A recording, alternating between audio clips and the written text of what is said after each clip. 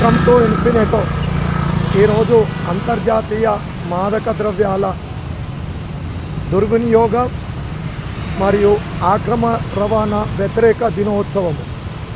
మరి ఇది చాలా ఇంపార్టెంట్ టాపిక్, ఎందుకంటే సమాజము యువత ముఖ్యంగా ఈరోజు మాదక ద్రవ్యాలపై ఎక్కువ మొగ్గు చూపుతూ వాళ్ళ యొక్క మంచి బంగారు భవిష్యత్తును నాశనం చేసుకుంటుందనడంలో అతిశయోక్తి లేదు. కాబట్టి మరి ఈ యొక్క మాదక ద్రవ్యాల దుర్వినియోగాన్ని మరియు ఆక్రమ రవాణాను ఎవరు కట్టడి చేయాలి? ప్రభుత్వమా, మేధావి వర్గమా, ఇంకా ఎవరైనా? సో సమాజంలో ఉన్న ప్రతి ఒక్కరికి కూడా బాధ్యత ఉంటుంది. ప్రతి ఒక్కరము కలిసి చేయాల్సిన ఈ కట్టడి. మరి ఎందుకు ఈ దినోత్సవం కూడా మనము ఏర్పాటు చేసుకోవడం జరిగిందంటే దాని ద్వారా జరిగే నష్టపరిహారం కూడా అంత లెవెల్లో ఉందని చెప్పడంలో అతిశయోక్తి లేదు. మరి ఈరోజు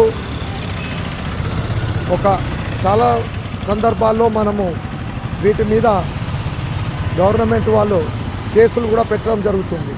అయినా కానీ మరి ఎందుకు ఇంకా అవి పేటరేగిపోతున్నాయంటే కట్టడిలో ఏమైనా అలసత్వం, అంటే మేము 10 సార్లు చేస్తే ఒకసారి దొరుకుతాం, మరి 9 సార్లు మాకు ప్రాఫిట్ వస్తుందనే అభిప్రాయం ఉన్నదని కూడా కొందరు కొన్ని సందర్భాల్లో చెప్పడం జరిగింది. అలాంటిది కూడా కట్టుదిట్టం చేసి అసలు ఇలా చేయడం వల్ల కఠిన చర్యలు ఉన్నాయనే సెంటెన్స్ కనుక ఆ ప్రజల్లోకి కనుక వెళ్తే ఇది కొంచెం కట్టడవుతుందని కొందరి మేధావి వర్గాల యొక్క అభిప్రాయము.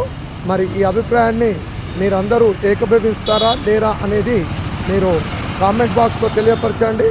ఇలాంటి మరెన్నో మంచి వీడియోల కోసము మా ఛానల్ను సబ్స్క్రైబ్ చేయండి, లైక్ చేయండి. ఈ వీడియోను తెలంగాణ, ఆంధ్రప్రదేశ్లో అందరికీ కూడా చూసే విధంగా సహకరిస్తారని మనస్ఫూర్తిగా కోరుకుంటూ వందే మాతరం, జై జవాన్, జై కిసాన్.